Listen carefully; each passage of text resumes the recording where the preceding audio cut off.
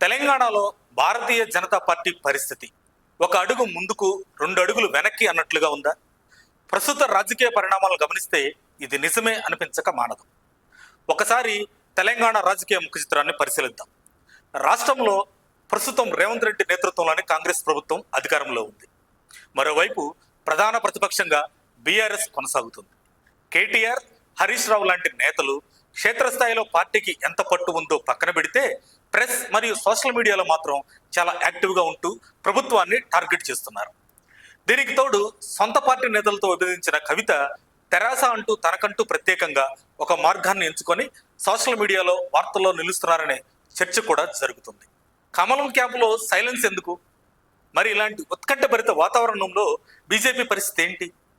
ప్రస్తుతం పార్టీ పగ్గాలు చేపట్టిన రామచంద్రరావు చాలా సౌమ్యుడు. గతంలో బండి సంజయ్ అధ్యక్షుడిగా ఉన్నప్పుడు పార్టీ దూకుడు ఒక రేంజ్లో ఉండేది. కానీ ఆయన కుమారుడికి సంబంధించిన కొన్ని ఇబ్బందికర పరిణామాల వల్ల ఆ దూకుడుకు కొంత బ్రేక్ పడిందనే చెప్పాలి. ఇటీవల ప్రధాని నరేంద్ర మోడీ పర్యటనతో పార్టీలో మళ్లీ జోష్ వచ్చినట్లు కనిపించినా ఆ తర్వాత కమలం పార్టీ మళ్లీ యాజ్ ఇట్ ఈజ్ మోడ్లోకి వెళ్ళిపోయింది. పార్టీలో ఈటెల రాజేందర్, ధర్మపురి అరవింద్ లాంటి బలమైన మాస్ లీడర్లు ఉన్నారు. కానీ కాంగ్రెస్ ప్రభుత్వ విధానాలపై క్షేత్రస్థాయిలో కార్యకర్తలను కదిలించి ప్రజా వ్యతిరేకతను తమ వైపు తిప్పుకోగల ఉమ్మడి నాయకత్వం ఎక్కడో మిస్ అవుతుందన్న భావన వ్యక్తమవుతుంది. Target GHMC. ప్రస్తుతం తెలంగాణ అసెంబ్లీలో బీజేపీకి 8 మంది ఎమ్మెల్యేలు, అలాగే లోక్సభలో 8 మంది ఎంపీలు ఉన్నారు. ఇక కమలం ముందున్న అతిపెద్ద సవాల్ జీహెచ్ఎంసీ ఎన్నికలు. ఒక్క జీహెచ్ఎంసీ పరిధిలోనే బీజేపీకి ఏకంగా 3 ఎంపీలు ఉన్నారు. ఈ ఎన్నికలకు పార్టీని సమాయత్తం చేయాలంటే కేవలం సైద్ధాంతిక బలమే కాదు, ఆర్థిక బలం, అంగబలం ఉన్న బలమైన నేతల అవసరం చాలా ఉంది. సరిగ్గా ఇక్కడే ఒక ఆసక్తికరమైన వార్త రాజకీయ వర్గాల్లో చక్కర్లు కొడుతుంది. మాజీ మంత్రి మల్లారెడ్డి కోడలు త్వరలో బీజేపీ కండువా కప్పుకోబోతున్నారనే ప్రచారం జోరుగా సాగుతుంది.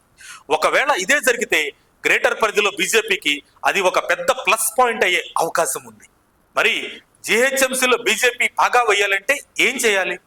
రాజకీయ విశ్లేషకులు సూచిస్తున్న కొన్ని కీలక పాయింట్స్ ఏంటంటే, క్షేత్రస్థాయి పోరాటాలు. కేవలం ప్రెస్ మీట్లకు పరిమితం కాకుండా ప్రజా సమస్యలపై నేరుగా రోడ్డెక్కి పోరాడే నాయకత్వం ముందుకు రావాలి. సమిష్టి వ్యూహం. ఎంపీలు, ఎమ్మెల్యేలు, సీనియర్ నేతలంతా గ్రూపు రాజకీయాలు పక్కన పెట్టి గ్రేటర్ ఎన్నికల కోసం ఒకే తాటిపైకి రావాలి. బలమైన అభ్యర్థుల ఎంపిక.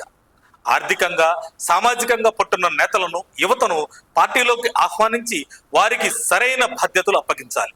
రాబోయే రోజుల్లో రాష్ట్ర బీజేపీ నాయకత్వం ఎలాంటి వ్యూహాలు రచిస్తుందో, జీహెచ్ఎంసీపై కాషా జెండా ఎగరేస్తుందో లేదో వేచి చూడాలి. మీరు ఏమనుకుంటున్నారు? జీహెచ్ఎంసీ ఎన్నికల్లో బీజేపీ తన సత్తా చాటుతుందా? మీ అభిప్రాయాన్ని కామెంట్స్లో తెలియజేయండి. మరిన్ని అప్డేట్స్ కోసం మా కాయ్ టీవీని సబ్స్క్రైబ్ చేసుకోండి. మా వీడియో కనుక మీకు నచ్చినట్లయితే లైక్ చేయండి, షేర్ చేయండి. మీ విలువైన అభిప్రాయాలను కామెంట్ బాక్స్లో తెలియజేయండి.